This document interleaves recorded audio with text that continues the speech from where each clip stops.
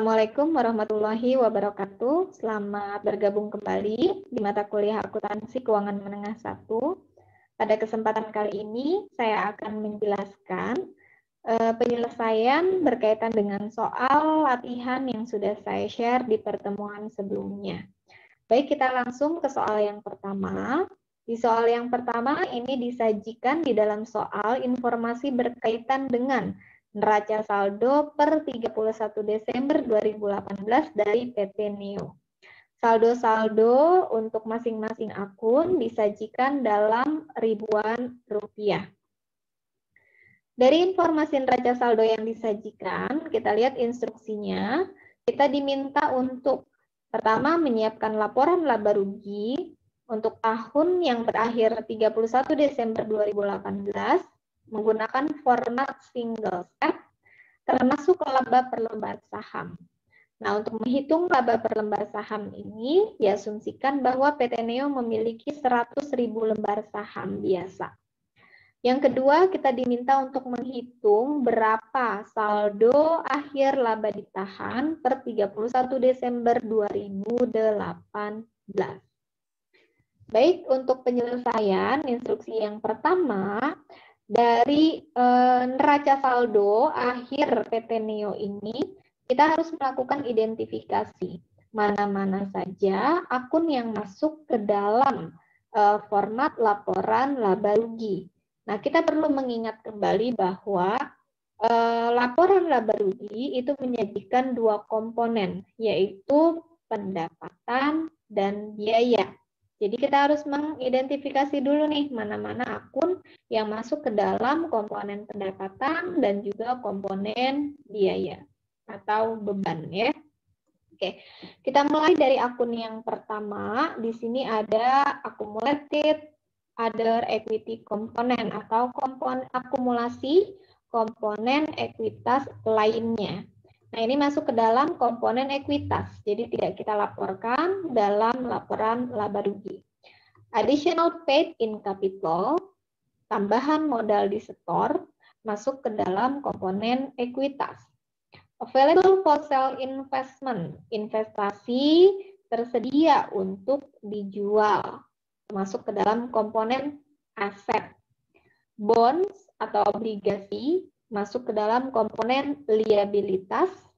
Cash and cash equivalent, kas dan setara kas, masuk ke dalam komponen aset. Cost of goods sold masuk ke dalam komponen biaya ya. Nah, berikutnya current portion of financial lease receivable atau bagian lancar dari piutang sewa pembiayaan masuk ke dalam komponen aset. Dividen declare and paid, dividen yang diumumkan dan dibayarkan masuk komponen ekuitas. Fixed asset revaluation surplus, net of tax, ini masuk ke dalam komponen pendapatan komprehensif lainnya, yaitu keuntungan dari revaluasi aktiva tetap. Setelah pajaknya netnya adalah 23.000. Keuntungan dari revaluasi aset tetap. Nah, berikutnya fixed asset, itu masuk komponen aset. Foreign exchange loss atau kerugian. Kerugian dari valuta asing. Ini biasanya disebut dengan istilah rugi selisih kurs ya. Masuk komponen beban. Foreign exchange translation adjustment, net of tax, itu adalah penyesuaian translasi mata uang asing. Setelah pajak, itu masuk ke dalam komponen biaya. General and administrative expense, itu masuk ke dalam komponen beban juga. Goodwill, komponen ekuitas. Income tax expense, atau beban pajak penghasilan masuk ke komponen biaya atau beban. Income tax on loss from discontinuous operation. Jadi ini ada pajak penghasilan dari operasi yang dihentikan. Dari kerugian atas operasi yang dihentikan itu masuk ke dalam komponen biaya. Intangible asset itu komponen aset. Interest expense atau beban bunga masuk komponen beban. Interest income atau pendapatan bunga masuk komponen pendapatan. Inventory persediaan masuk komponen aset. Loss from discontinued operation, kerugian dari operasi yang dihentikan, nanti masuk ke komponen beban ya. Ada aset atau aktiva lainnya masuk ke dalam komponen aset. Prepaid expense, biaya dibayar di muka atau beban dibayar di muka masuk ke komponen aset. Return earning beginning balance atau saldo awal laba ditahannya itu masuk komponen ekuitas. Salaries expense, beban gaji masuk komponen beban. Salaries revenue masuk komponen pendapatan. Selling expense komponen beban penjualan ya. Time deposit masuk ke dalam komponen aset. Trade receivable, piutang usaha, piutang dagang juga masuk ke dalam komponen aset. Yang terakhir, unrealized holding gain net of tax, ini adalah keuntungan atas kepemilikan saham yang belum terrealisasi setelah pajak, itu masuk ke dalam komponen pendapatan komprehensif lainnya.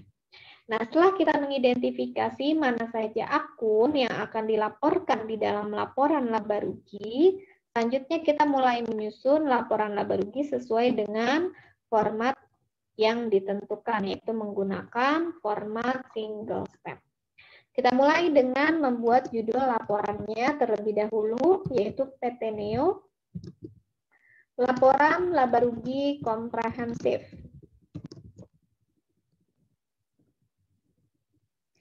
Untuk periode yang berakhir 31 Desember 2018.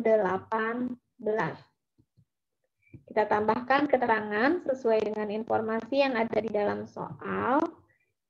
Nilainya disajikan dalam ribuan rupiah. Ya. Oke. Mulai memasukkan unsur pendapatan terlebih dahulu, yaitu sales revenue. Kita masukkan nilai sales revenue-nya sesuai dengan informasi di dalam soal. Kita beri tanda untuk item-item yang sudah kita pindahkan ke dalam format laporan laba rugi. Sales revenue-nya 1.857.000. Dilanjutkan dengan cost of goods sold atau harga pokok penjualan. Nilainya adalah 1.177.850. Lalu dari informasi sales revenue dan cost of goods sold, kita memperoleh gross profit atau laba kotor.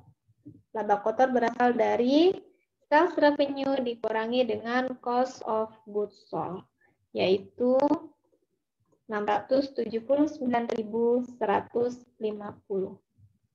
Selanjutnya kita sajikan komponen biaya mulai dari biaya penjualan, yaitu selling expense. Selling expense nilainya 97.000 sesuai dengan soal.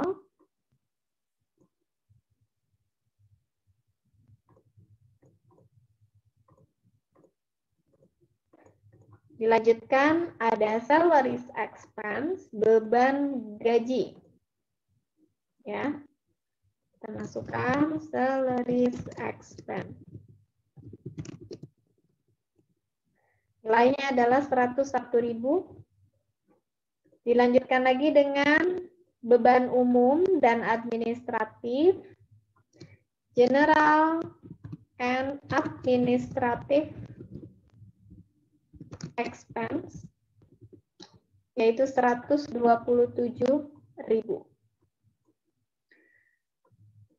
Kita jumlahkan total beban operasinya, yaitu 325.000.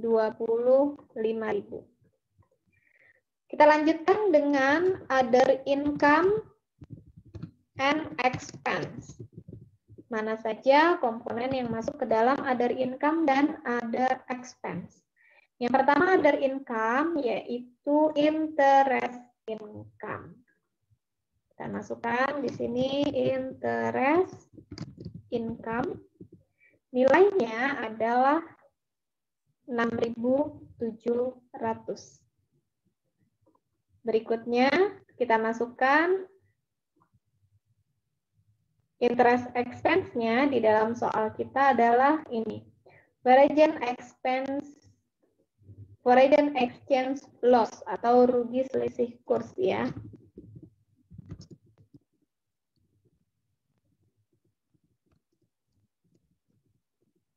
Nilainya adalah 17.300.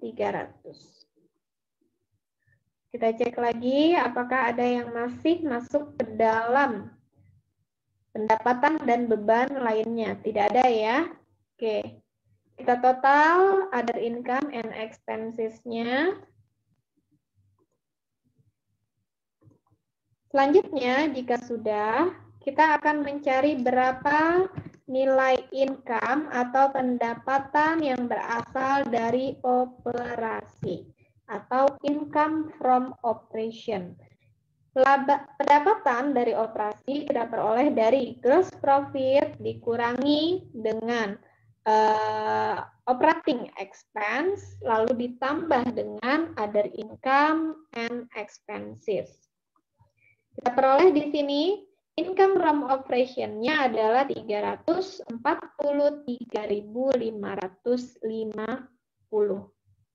Berikutnya kita masukkan interest expense, di mana interest expense ini merupakan biaya pendanaan ya, masuk ke dalam komponen biaya pendanaan. Interest expense-nya di soal diperoleh 15.700. Kalau kita tulis 15.700 saja, maka nanti kita akan peroleh earning before income tax. Atau lebih sering kita gunakan istilahnya adalah EBIT ya, earning before income tax, laba sebelum pajak penghasilan. Laba sebelum pajak penghasilan berasal dari income from operation dikurangi dengan interest expense. Berikutnya kita masukkan tax expense-nya, pajak penghasilannya, yaitu income tax expense. Yaitu sesuai dengan soal, nilainya adalah 21.000. Income tax expense-nya 21.000, sehingga kita peroleh di sini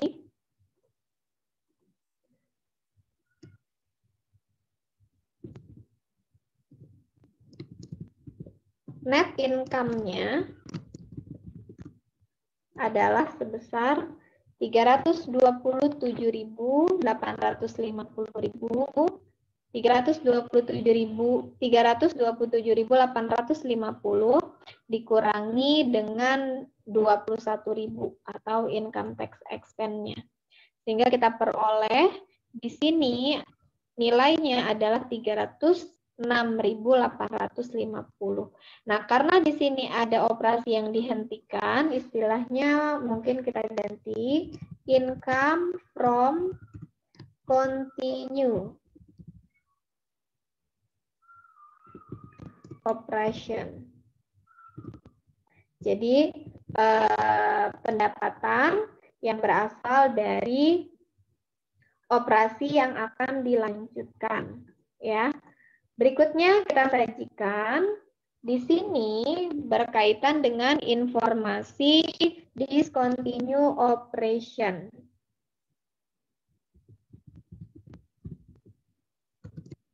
Atau operasi atau aktivitas yang dihentikan. Berkaitan dengan informasi aktivitas operasional yang dihentikan, ternyata di sini adalah terdapat kerugian ya. Rugi, loss from discontinuous operation, kita masukkan di sini. Nilainya adalah 111.000. Berikutnya ada pajak ya. Income tax on loss from discontinuous operation.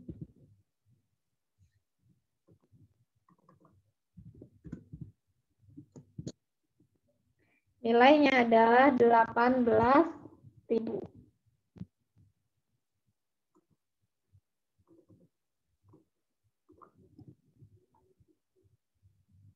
Sehingga kita peroleh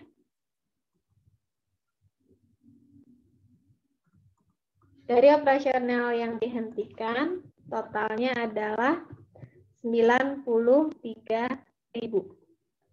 Terakhir, kita akan memperoleh net income-nya, yaitu berasal dari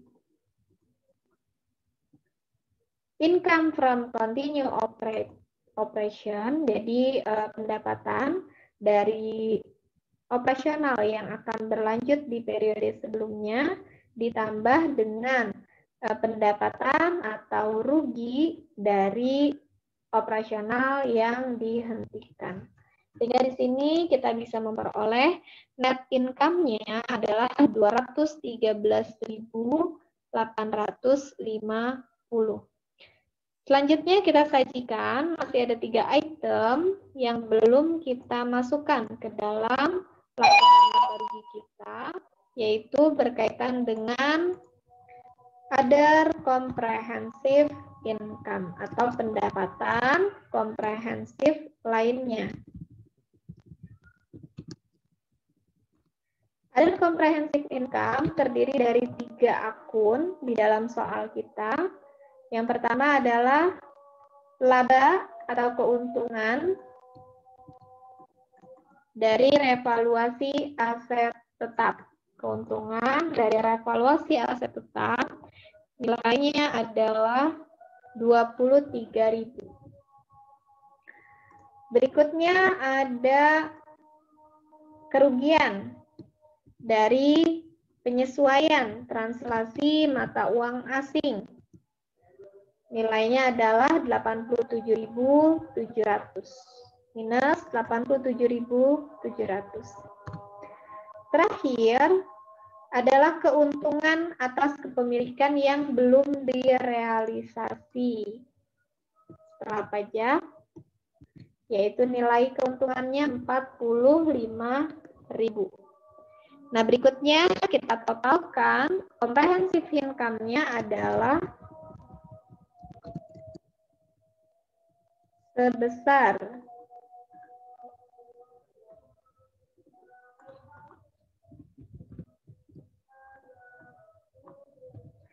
19.700 ya. Nah, berikutnya kita akan memperoleh pendapatan komprehensifnya adalah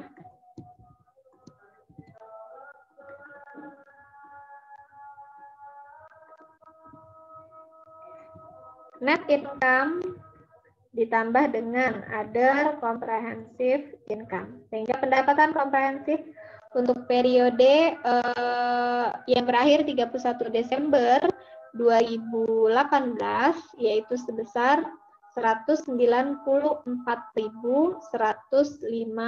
Oke. Nah, sekarang coba di sini saya perkecil dulu tampilannya. Nah, ini dia. Ya.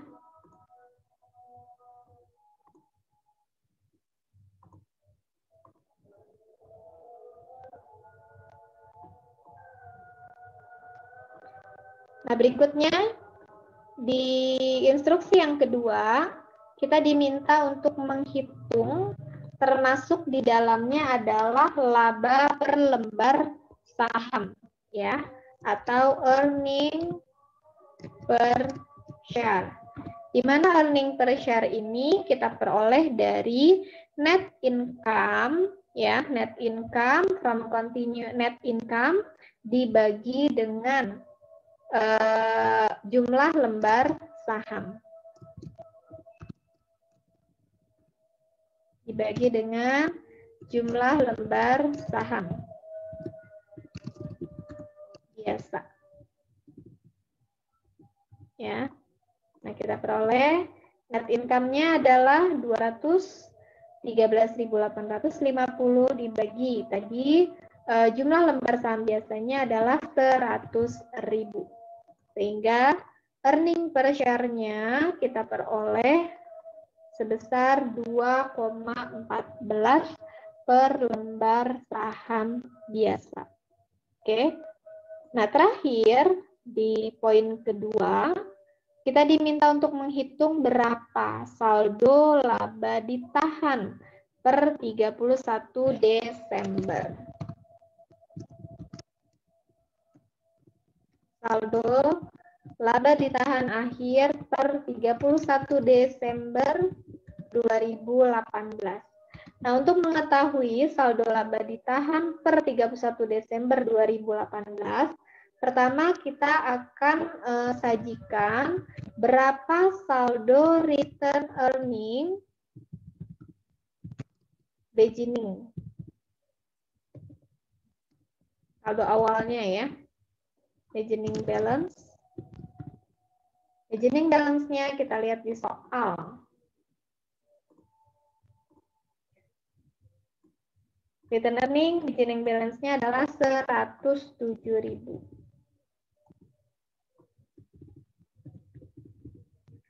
Lalu ditambah dengan net income. Net income-nya adalah 213.850.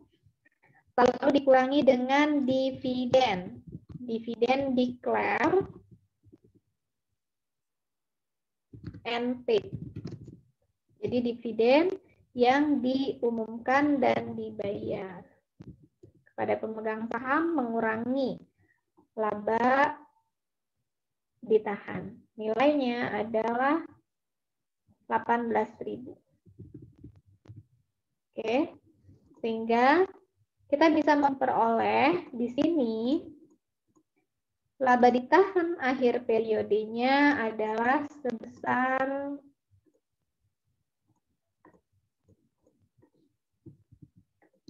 return earning untuk ending balance-nya berasal dari return earning beginning balance ditambah dengan net income dikurangi dengan dividen declare. Sehingga nilai laba ditahan akhir periodenya adalah 302.850. Oke. Nah, ini adalah penyelesaian dari soal latihan kita yang pertama, yaitu membuat laporan laba rugi komprehensif untuk PT Neo untuk periode yang berakhir 31 Desember 2018, ya, di mana untuk tahun 2018 PT Neo memperoleh net income laba bersihnya adalah 213.850, sedangkan comprehensive income-nya itu adalah 194.150. Earning per share-nya itu adalah 2,14. Dan laba ditahan akhir periodenya adalah 302.850. Oke, selanjutnya kita akan bahas penyelesaian kasus untuk soal yang kedua, ya. Soal kita yang kedua. Kita lihat di sini. Di bawah ini merupakan ringkasan buku besar PT KSI per tanggal 31 Desember 2018. Angkanya juga sama disajikan dalam ribuan rupiah. Semua akun memiliki saldo normal. Nah, ini adalah ringkasan buku besarnya. Dari ringkasan buku besar ini ada informasi tambahan. Informasi tambahannya adalah pertama, termasuk di dalam akun cash, ini ada akun cash nilainya 88.000. dalam akun cash ini terdiri dari 4.500.000 itu adalah cash kecil. Jadi dari 88.000 itu ada 4.500.000 karena ini disajikan dalam ribuan rupiah. Jadi angka sesungguhnya cash ini adalah 88 juta ya. Saldo cash 88 juta yang ada di buku besar ini terdiri dari 4.500.000 itu merupakan saldo kas kecil. Sedangkan 10.500.000 itu merupakan dana pelepasan obligasi. Itu informasi tambahan yang pertama. Informasi tambahan yang kedua adalah dalam akun piutang. Jadi di dalam akun piutang, account receivable, itu saldonya kan 50.500.000. Termasuk di dalam 50.500.000 ini adalah sebesar 500.000 merupakan pengakuan barang konsinyasi. Jadi ada barang konsinyasi yang diakui sebagai piutang oleh PT KSI. Nah, saldo persediaan barang dagang akhir, nih, merchandise inventory, itu tidak termasuk barang konsinyasi. Ya. Berikutnya informasi yang ketiga, utang wesel. Kita lihat utang wesel, notes payable. Saldonya adalah 13.500.000. Dari 13.500.000 ini, sebesar 8 jutanya akan jatuh tempo pada 31 Mei 2019. Nah, sisanya akan jatuh tempo 31 Mei 2021. Jadi ada yang masuk ke dalam kategori jangka panjang dan juga ada yang masuk ke dalam kategori jangka pendek. Nah, kita diminta untuk menyiapkan laporan posisi keuangan yang diklasifikasikan. Jadi kita membuat laporan keuangan berdasarkan klasifikasi yang sudah kita pelajari sebelumnya. Jadi aset diklasifikasikan menjadi aset lancar dan aset tidak lancar. Begitu juga dengan kewajiban, kita klasifikasikan dengan kewajiban jangka pendek dan kewajiban jangka panjang. Yang terakhir adalah bagian ekuitas. Seperti itu ya. Kita diminta untuk menyiapkan laporan posisi keuangan yang diklasifikasikan per tanggal 31 Desember 2018 dari informasi yang tersedia. Nah, sesuaikan saldo akun, jadi saldo akun yang ada di sini itu diminta untuk disesuaikan dengan menggunakan informasi tambahan yang ada di sini. Nah, baik, untuk penyusunan laporan posisi keuangannya, kita membuat format laporan posisi keuangan dimulai dengan judulnya terlebih dahulu, yaitu PT KSI, nama entitasnya, lalu kita masukkan nama laporannya, yaitu Statement of Financial Position, lalu dilanjutkan tanggal atau periode laporannya, yaitu as of Desember 31. Per tanggal 31 Desember 2018. Nah, karena kita diminta untuk membuat laporan posisi keuangan yang diklasifikasikan, maka untuk bagian aset, liabilitas, dan ekuitas akan kita klasifikasikan masing-masing. Aset akan diklasifikasikan menjadi aset lancar dan aset tidak lancar, liabilitas juga untuk liabilitas jangka pendek dan jangka panjang, dan juga untuk ekuitasnya. Ya, kita mulai dengan bagian aset terlebih dahulu.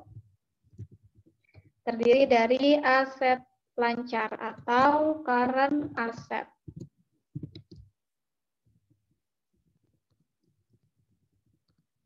Nah, kita masukkan akun yang masuk ke dalam klasifikasi current asset atau aset lancar. Yang pertama adalah cash. Saldonya 88 juta. Ada informasi tambahan berkaitan dengan cash ini.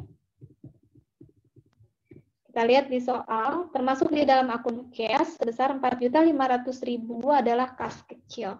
Kas kecil juga masuk ke dalam kategori current asset ya. Jadi tidak perlu kita lakukan penyesuaian terhadap 4.500.000 yang masuk ke dalam saldo cash.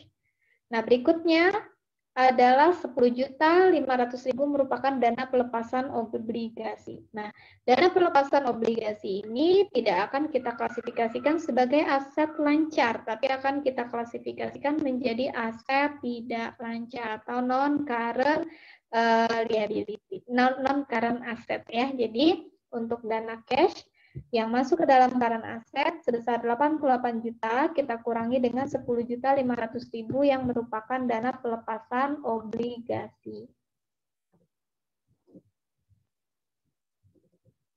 Nah, berikutnya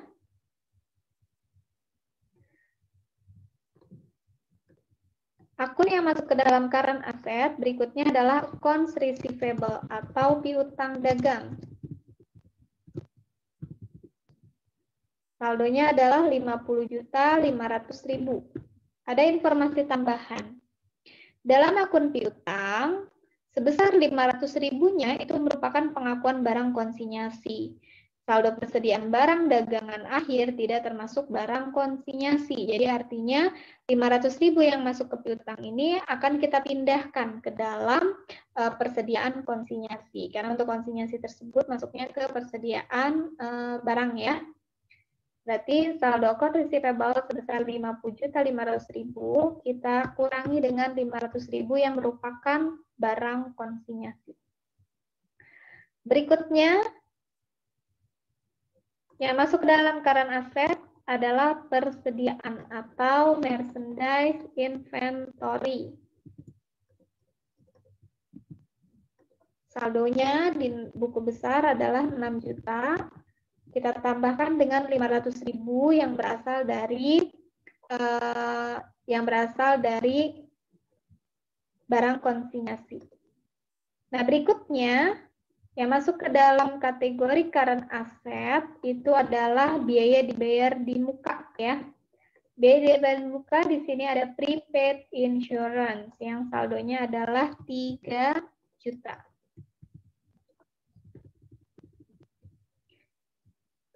Berikutnya lagi yang masuk ke dalam current asset ada supplies atau perlengkapan.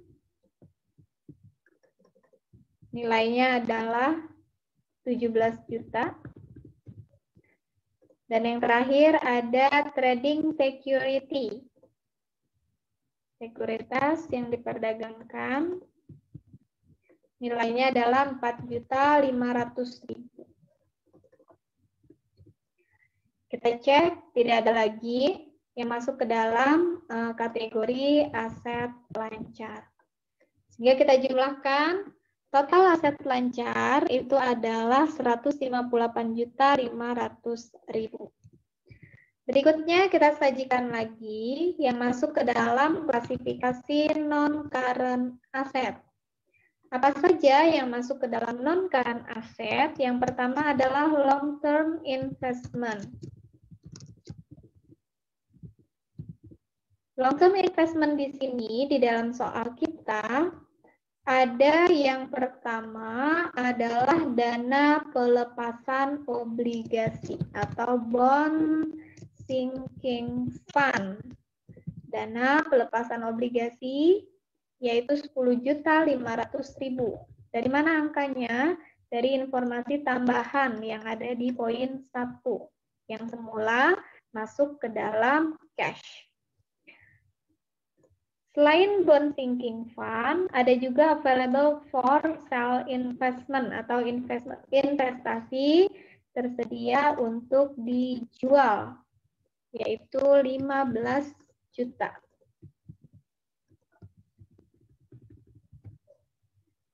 Berikutnya yang masuk ke dalam long term, yang masuk ke dalam non-current asset itu adalah property, plant and equipment atau aset tetap ya. Nah, kita lihat di sini yang masuk ke dalam PPE di dalam soal kita ada satu yaitu mesin dikurangi dengan akumulasi depresiasi.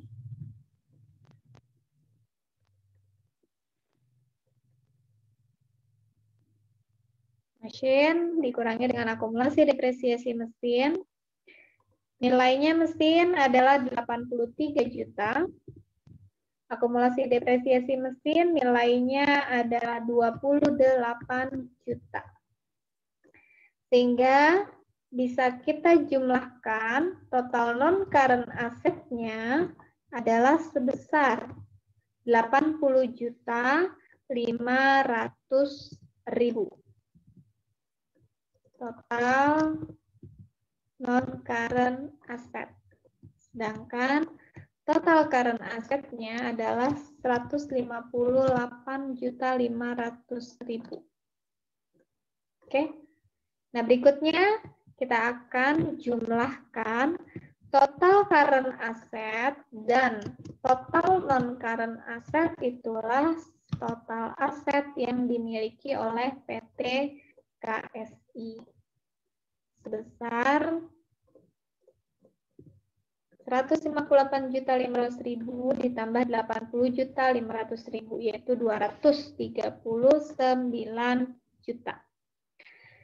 Selanjutnya, setelah kita menyajikan bagian aset, kita akan menyajikan bagian liability dan equity atau liabilitas dan ekuitas, liability and equity.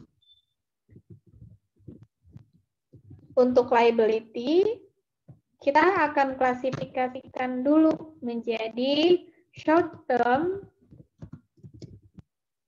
liability atau liabilitas jangka pendek dan long term liability. Yang masuk ke dalam short term liability yang pertama adalah hutang dagang. Hutang usaha, accounts payable 34 juta. Kita lihat di informasi tambahan. Tidak ada informasi tambahan berkaitan dengan accounts payable. Jadi saldonya tetap kita sajikan sesuai dengan buku besar, yaitu 34 juta. Berikutnya ada interest payable. Nilainya 24 juta.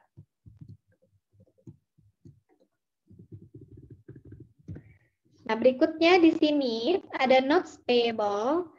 Saldonya 13 juta, itu ada informasi tambahan. Notes payable ini atau utang wesel ini saldonya 13 juta di buku besar, itu termasuk di dalamnya adalah 8 juta merupakan utang wesel yang akan jatuh tempo pada 31 Mei 2019. Jadi 5 bulan kemudian dia akan jatuh tempo.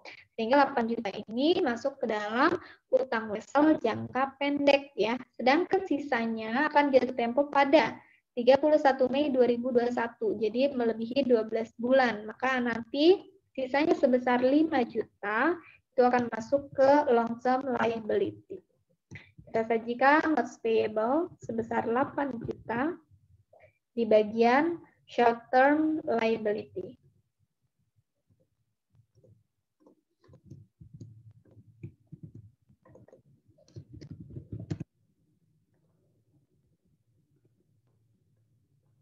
Totalnya adalah 66 juta.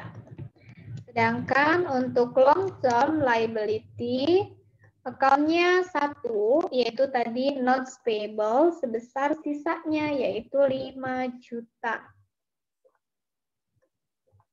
Itu 5 juta masuk ke dalam long term liability.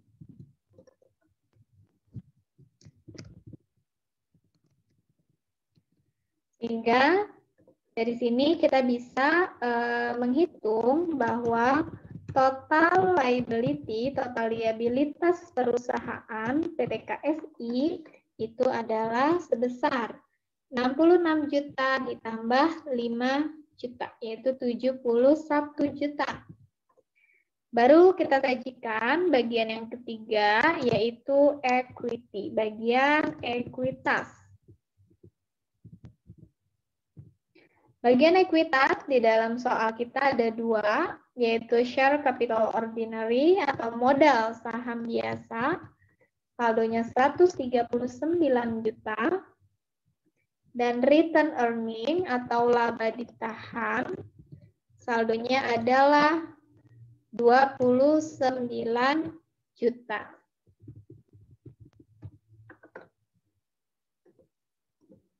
Sehingga di sini kita bisa jumlahkan total liability-nya adalah 168 juta. Maaf, total equity ya. Total equity-nya 168 juta. Terakhir, kita akan hitung berapa total liabilitas ditambah dengan ekuitas. Ya, total liabilitas dan ekuitasnya untuk PT KSI berasal dari liabilitas 71 juta ditambah total ekuitas 168 juta.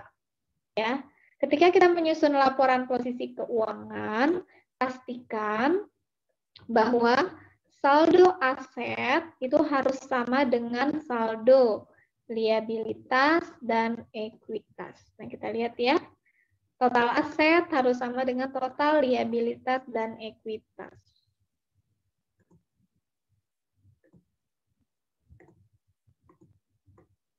Oke. Nah, berikutnya ini adalah soal penyelesaian untuk kasus yang kedua, yaitu untuk diminta untuk menyusun laporan posisi keuangan. Nah, yang terakhir.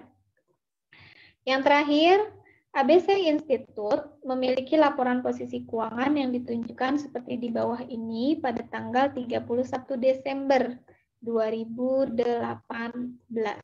Jadi pada tanggal 31 Desember 2018, laporan posisi keuangan ABC Institute adalah seperti yang disajikan di dalam soal. Selama tahun 2018, hal-hal berikut terjadi. Ada kejadian-kejadian yang terjadi. Yang pertama di sini adalah ABC Institute menjual bagian dari portofolio investasinya sebesar 15.000. Jadi dia menjual portofolio investasinya, nilainya adalah 15.000 nilai penjualannya. Transaksi ini menghasilkan keuntungan 3.400. Jadi dari penjualan 15.000 dia memperoleh keuntungan 3.400. Perusahaan mengklasifikasikan investasinya sebagai ekuitas non perdagangan ya. Jadi dia masuk ke dalam investasi jangka panjang.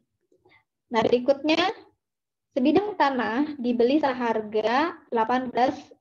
Jadi selain tadi menjual portofolio investasinya, PT ABC Institute juga melakukan pembelian tanah sebesar 18.000 secara tunai.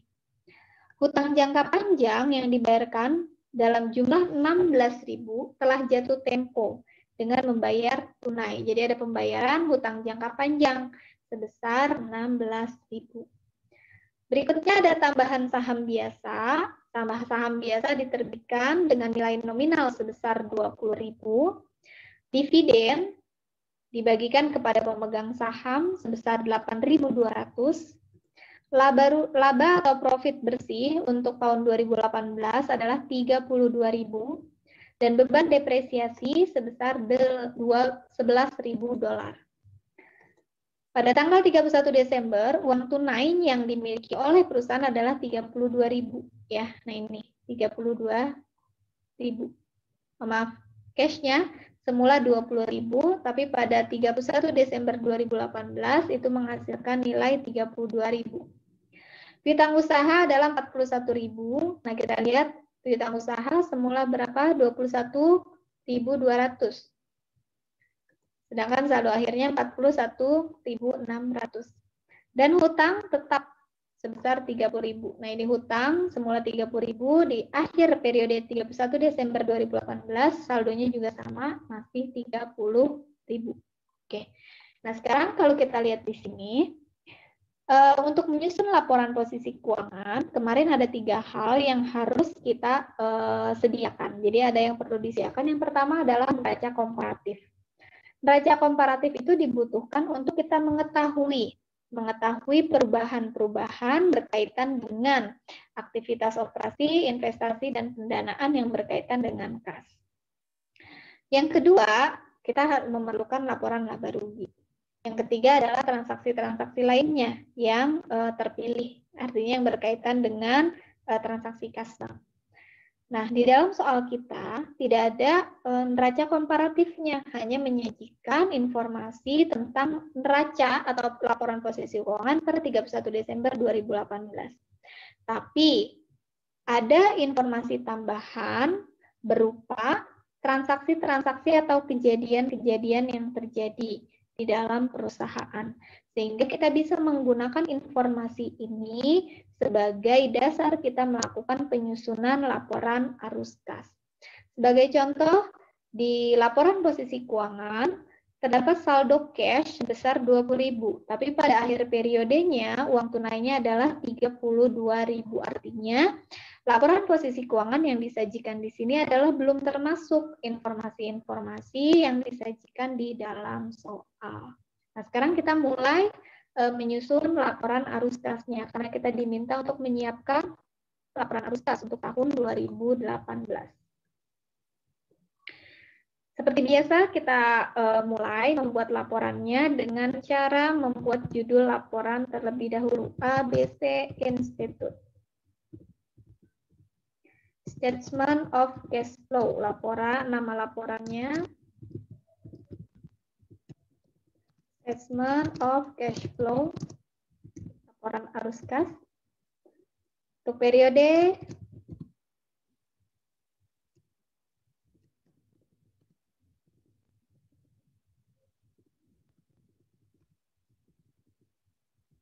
yang berakhir 31 Desember 2018. Ya.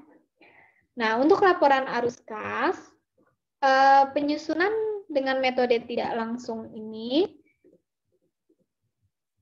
kita sama seperti metode langsung juga. Yang pertama kita harus menyajikan informasi arus kas dari aktivitas operasi. Ya. Arus kas dari aktivitas operasi jika kita menggunakan metode tidak langsung, yang pertama kita harus memulai dengan informasi laba bersihnya. Laba bersih yang diperoleh perusahaan. Di sini nilai laba bersihnya adalah 32.000. Ini untuk informasi-informasi tambahan yang sudah kita masukkan ke dalam laporan, kita beri tanda supaya tidak terlupa ya. 32.000.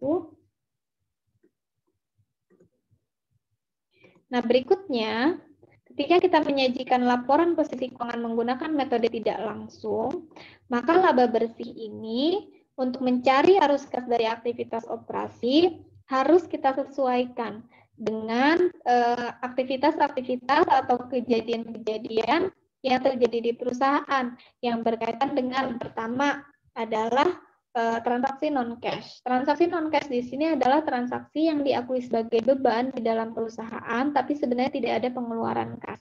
Berikutnya adalah transaksi accrual dan juga transaksi kenaikan dan juga penurunan berkaitan dengan aset lancar dan juga hutang lancar. Oke, nah sekarang kita lihat yang pertama adalah penyesuaian terhadap transaksi non-cash.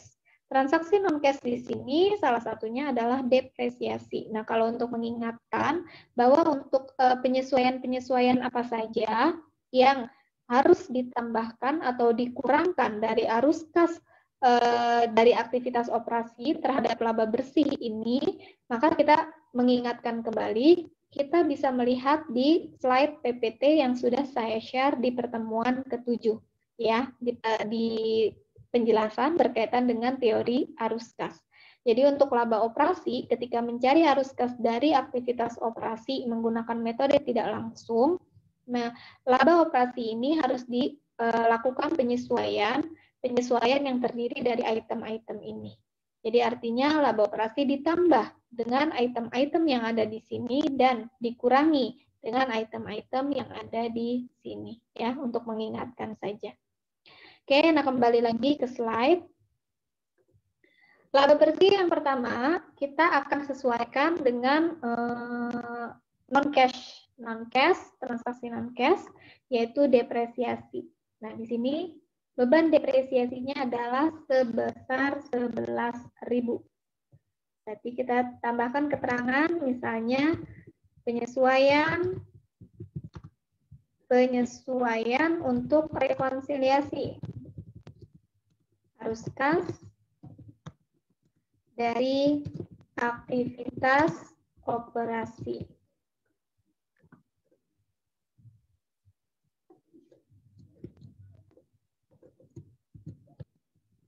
saja. Yang pertama adalah depresiasi.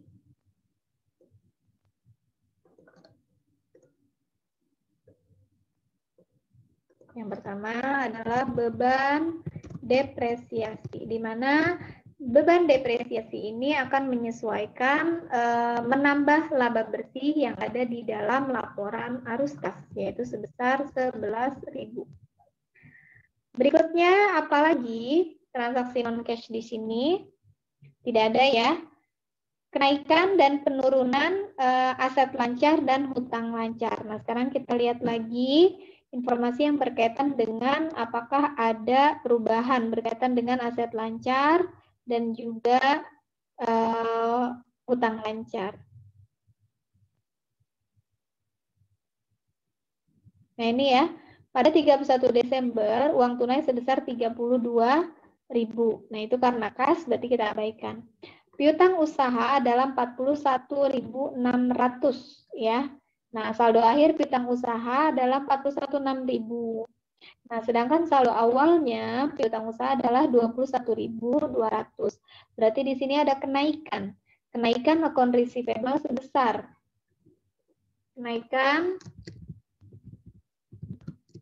account receivable sebesar 41.600 saldo akhirnya dikurangi dengan saldo awalnya 21.200. Kita cek lagi 41.600 dikurangi dengan 21.200. Nah, karena ini merupakan kenaikan, maka efek penyesuaiannya terhadap laba bersih itu akan berkurang menjadi pengurang laba bersih. Nah, berikutnya di sini ada penjualan investasi jangka pendek ya. Investasi jangka pendek dijual seharga 15.000. Nah, 15.000-nya ini masuk ke dalam aktivitas investasi, tapi untuk keuntungannya dia akan masuk ke dalam aktivitas operasi ya. Nah, terhadap penyesuaian ini keuntungan dari penjualan investasi jangka panjang,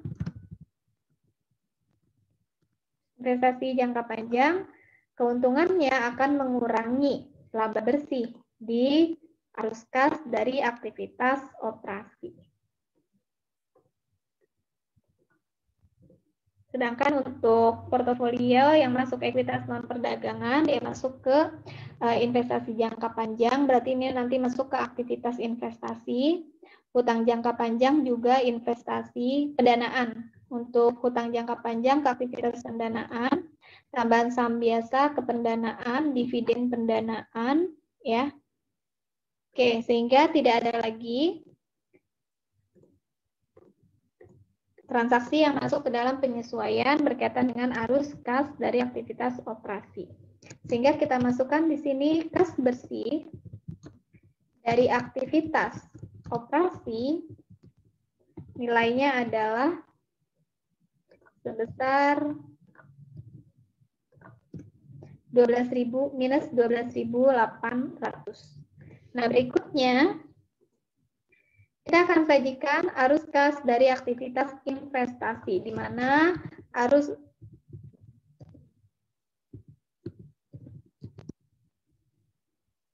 investasi. Oke.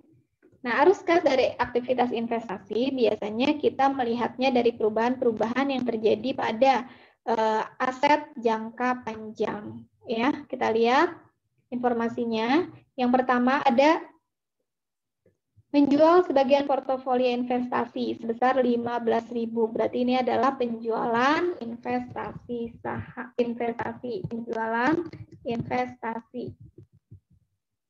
penjualan investasi nilainya adalah 15.000. Ini adalah investasi jangka panjang yang masuk ke dalam ekuitas non perdagangan.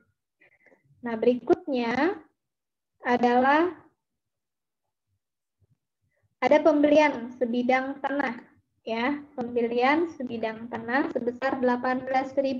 Berarti ini perolehan aset tetap, pembelian tanah. Mengurangi arus kas sebesar 18.000. Selain itu, tidak ada lagi aktivitas arus kas yang masuk ke dalam aktivitas investasi. Sehingga kas bersih dari aktivitas investasinya adalah sebesar minus 3.000.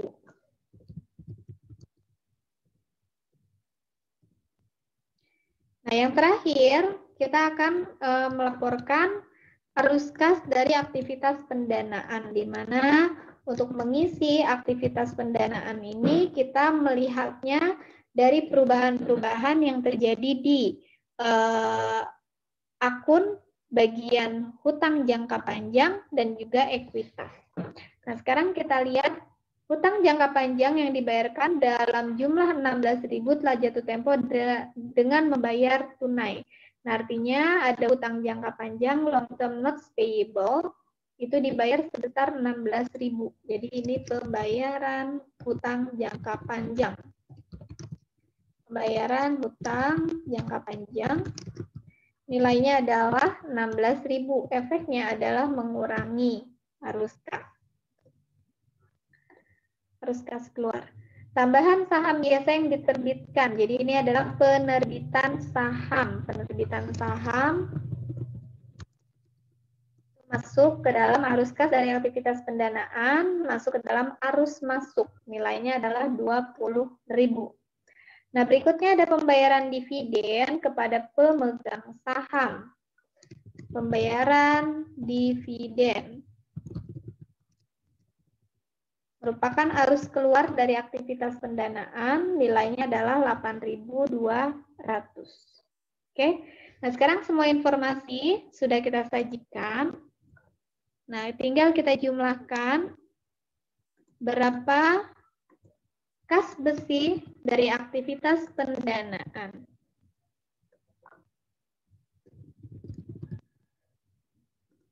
Ini kas bersih dari arus kas pendanaan yaitu minus 4.200.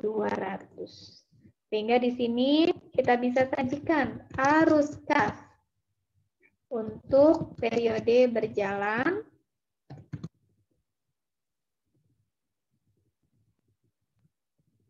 besarnya arus kas untuk periode berjalan yaitu berasal dari laba bersih ditambah arus kas dari aktivitas operasi ditambah arus kas dari aktivitas investasi ditambah arus kas dari aktivitas pendanaan.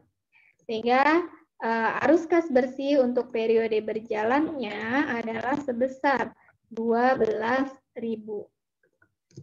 Arus kas bersih untuk periode berjalannya 12.000. Lalu ditambah dengan saldo awal. Saldo awal kas, yaitu nilainya, kita lihat saldo awal kasnya yaitu 20.000. Sehingga saldo akhir kasnya harus menunjukkan angka yang sama dengan yang ada di neraca. Arus kas bersih ditambah dengan saldo awal kas, yaitu 12.000 ditambah 20.000 menghasilkan 32.000, di mana 32.000 ini merupakan saldo akhir kas ABC Institut. Kita bisa lihat di sini ya, di informasi pada 31 Desember uang tunai yaitu sebesar 32.000. Angkanya sudah sama seperti laporan arus kas yang kita susun. Nah, itulah pembahasan kita, penjelasan dari saya berkaitan dengan penyelesaian soal latihan yang sudah diberikan dalam video yang terpisah. Terima kasih, sampai ketemu lagi di pertemuan berikutnya. Assalamualaikum warahmatullahi wabarakatuh.